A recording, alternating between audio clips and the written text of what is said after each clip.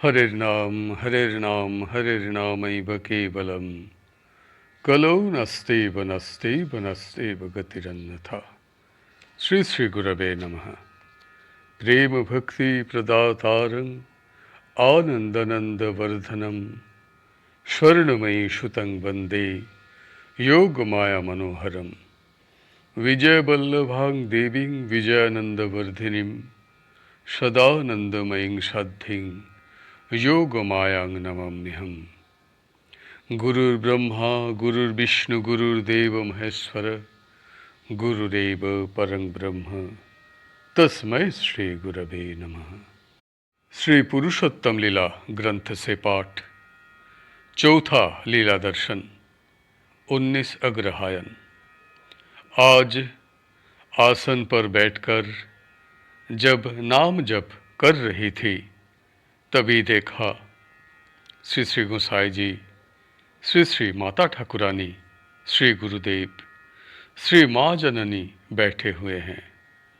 मैंने जैसे ही उन्हें प्रणाम किया वे बोले, चलो आज सत्यलोक में उत्सव है, चलकर देखो वो कैसा अपूर्व स्थान है।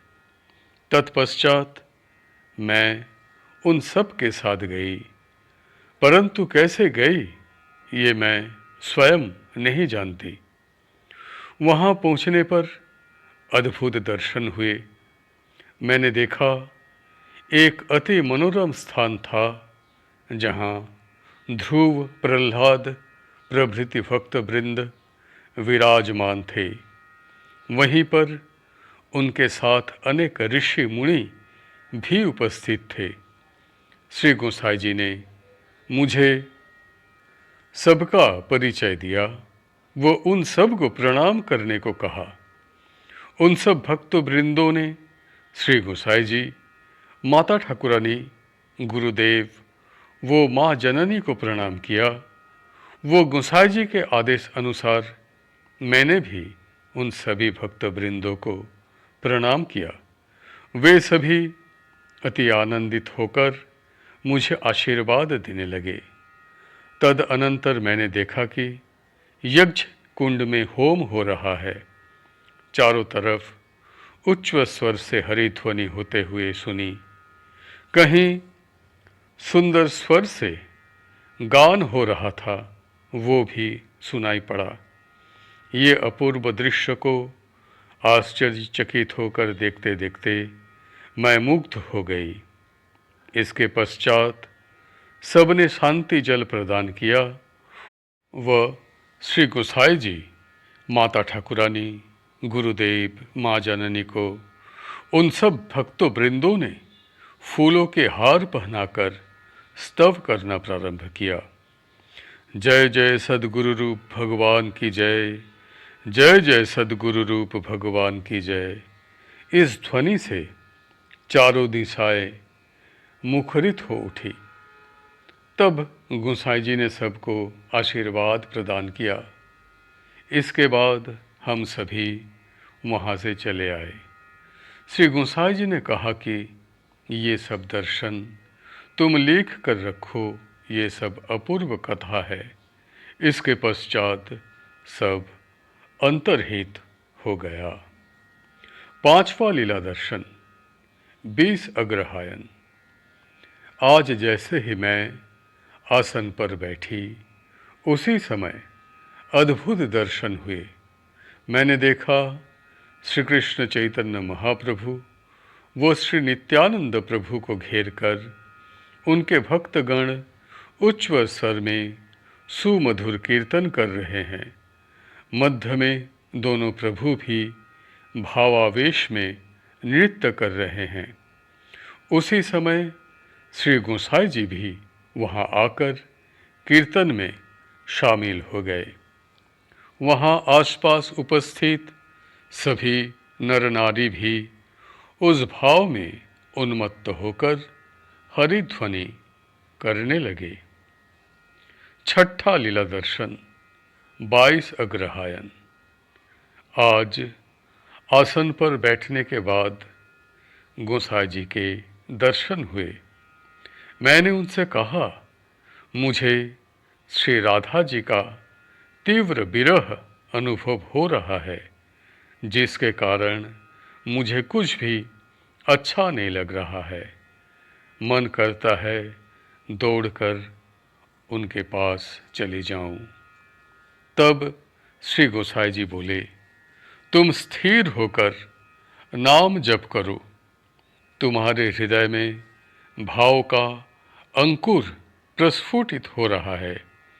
तुम यदि नाम जप में मग्न रहोगी तो अपने आसन पर बैठते ही तुम्हें भगवत लीला दर्शन प्राप्त होंगे। यह उच्च अवस्था केवल मात्र सद्गुरु कृपा से प्राप्त होती है। सिर्फ साधन भजन के बल पर यह अवस्था किसी को प्राप्त नहीं होती। भगवान की भक्ति के रस में डूबे रसज्ञ भक्तों के संग ये लीला दर्शन की चर्चा करने से अत्यंत आनंद प्राप्त होता है। यहाँ तो तुम अकेली हो, अतः ऐसा संग संभव नहीं है। ऐसी परिस्थिति में श्री नाम ही तुम्हारा संगी है। तुम्हें कुछ भी कहना सुनना हो तो मुझसे कहो। ये दुर्लभ भाव अवस्था गोपीगण के अनुगत्य बिना कोई भी नहीं प्राप्त कर सकता। 7वां लीला दर्शन 24 अग्रहायन। आज जब अपने आसन पर बैठकर मैं नाम जप कर रही थी, तब मेरे सामने श्री वृंदावन के मनोहर निकुंज वन का दृश्य प्रकाशित हुआ। वहाँ पर श्री गोसाई जी वो माता ठाकुरानी बैठे थे। मैंने वहाँ जाकर उन्हें प्रणाम किया। उन्होंने मुझे आशीर्वाद प्रदान करके बैठने को कहा। उनके समीप बैठकर मैंने उनसे कहा, आपने मुझे यहाँ एकांत में इस भाव से रखा है, किंतु मेरा मन हर समय श्री वृंदावन लीला में मग्न रहते हुए श्री पुरी जाकर श्री जगन्नाथ देव के दर्शन करने को व्याकुल हो रहा है, और इसीलिए मुझे कुछ भी अच्छा नहीं लग रहा है। तब श्री गोसाई जी बोले, माँ, यह भी साधन पथ की एक अवस्था है। तुम ही बताओ, तीव्र व्याकुलता न होने पर तुम मधुर भाव में सराबोर कैसे होगी? तुमने सद्गुरु का दिव्य आश्रय प्राप्त किया है, वो उन्हीं की कृपा से ये विरह मिलन युक्त गौरांग प्रेम हृदय में अनुभव कर रही हो। अभी कुछ दिन तुम्हें इसी भाव में रहना होगा। तुम सब समय नाम को पकड़े रखो। बीच बीच में तुम्हें आनंद का स्वाद प्राप्त होगा। 8वां लीला दर्शन 29 अग्रहायन। रात्रि के 3 बजे है। मैं अपने आसन पर बैठकर नाम जप कर रही थी, तभी उज्जवल ज्योतिर्मय स्वरूप से भी गोसाई जी, माता ठाकुरानी, गुरुदेव, माँ जननी के दर्शन हुए। तद अनंतर श्री वृंदावन का दृश्य सामने पड़ा। मैंने देखा श्री वृंदावन में गोविंद जी के मंदिर में श्री श्री राधा कृष्ण युगल होके खड़े हैं। वो उन्हें घेर कर उनकी प्रिय सखीगण खड़ी है। मुझे देखकर मुस्कुराकर वे बोली, क्यों, हमने कहा था ना कि तुम कहीं भी रहो, हम सब तुम्हारे पास ही रहेंगे। अब तुम्हारे को हमसे बिछड़ना नहीं होगा, किंतु बीच बीच में श्री कृष्ण विरह अनुभव करोगी। खूब नाम जप करो। इसके बाद सब अंतर ध्यान हो गया। 9वां लीला दर्शन 14 पौष। श्री श्री गोसाई जी, माता ठाकुरानी बैठे हुए हैं। आसन पर बैठने पर यह दर्शन हुआ। मैंने उन्हें प्रणाम किया। उन्होंने अपना आशीर्वाद प्रदान किया।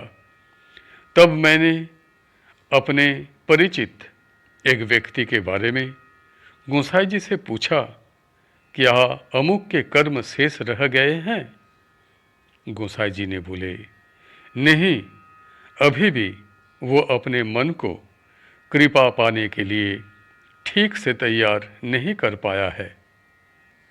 उसका मन बद्ध भाव में पड़ा है, तथापि इसी जन्म में उसका कर्म समाप्त हो जाएंगे, अतः उसका और जन्म नहीं होगा। उसके मन में विशालता का अभाव है, सारी इंद्रियां भी वश में नहीं हैं। वो न्याय अन्याय के बारे में ठीक से विचार करके नहीं चलता, इसी कारण रोग से कष्ट पा रहा है। फिर भी गुरु कृपा के बल पर समय पर उसे सब लाभ होगा। हमारा यह वार्तालाप चल ही रहा था कि उसके बाद वही छोटे राधा कृष्ण आकर मेरी गोद में बैठ गए। वे बहुत खुश थे। बोले, आज हम बहुत अच्छा न्योता खाकर आए हैं। आज का ग्रंथ पाठ यहीं पर समाप्त होता है। हरि बोल, हरि बोल, हरि बोल। जय गुरुदेव, जय गुरुदेव, जय गुरुदेव।